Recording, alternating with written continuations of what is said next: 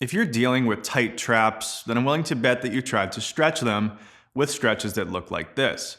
You're pulling one ear down towards one shoulder, you feel a little bit of a stretch, and you get some temporary relief at best. But if you've been doing this a while, you might find yourself on the trap stretching hamster wheel of death, where you do a little bit of the stretch, you get that temporary relief, the tightness goes away, sometimes for maybe even a few minutes, and then that tightness comes back, and often it's even tighter than before.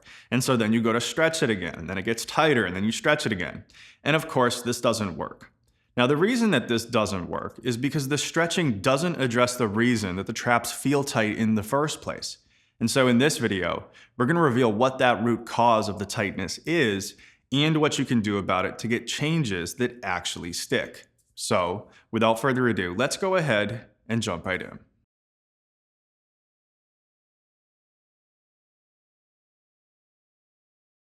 All right, so first of all, what are tight traps and why do they happen? Before we can get to the why they happen part of this, we need to dissect what we mean by tight traps. So the easy one is traps. The traps mean trapezius, which is just a huge muscle that goes all the way from the mid-back all the way up to the head. And it's worth noting that when people say tight traps, usually they're not talking about a sensation of tightness in this entire muscle.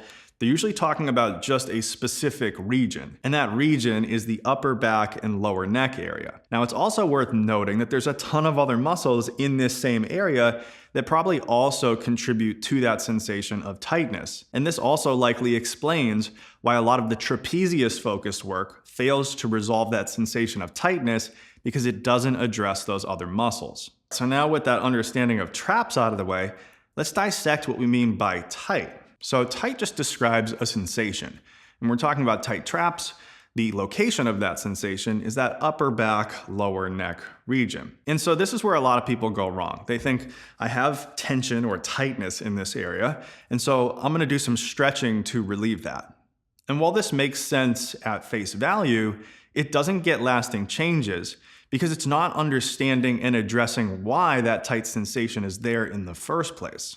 Now, in the case of tight traps, it's not that the trap muscle is inherently tight per se, it's that the position of the head, the neck, and the upper rib cage is causing that muscle to feel tight. So instead of trying to address the tightness, which is just a symptom, we want to address the root cause, which is the posture of the head, the neck, and the upper rib cage. And once we do this, we're going to get rid of that tight sensation in the trap, as well as in the rest of those muscles that contribute to that tight sensation.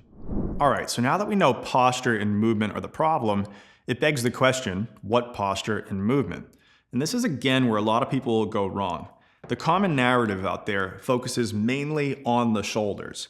And people will say that the shoulders coming up towards the ears in this elevated position is what causes the tightness. But this likely confuses you if you're one of those people out there that has tightness in this region, but has normal shoulder position or even low shoulder position. Because the truth is that tension in this trap area is entirely common and possible with a variety of shoulder positions. And the reason for this is that shoulder position is more of a symptom of what's going on underneath. To be specific, the shoulders tend to follow the rib cage, neck, and the head.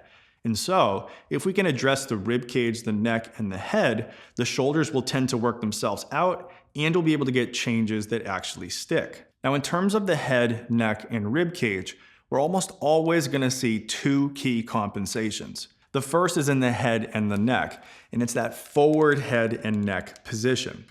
Now, when this happens, we're also going to see compensation number two, which is the upper ribs getting compressed. And when this happens, these upper ribs are going to come down a little bit and reinforce that position. Now, to fix it, we need to simply reverse this position by first bringing the head and neck back.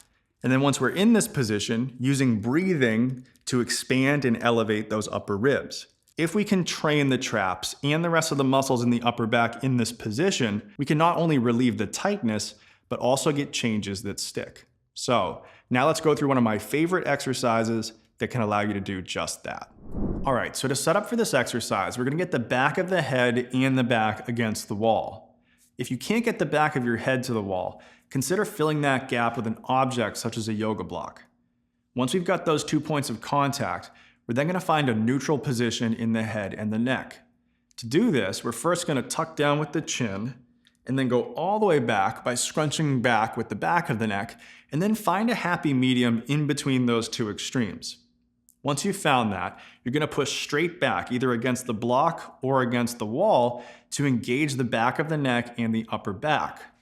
In this next step, we're then going to move the back away from the wall while keeping those muscles engaged.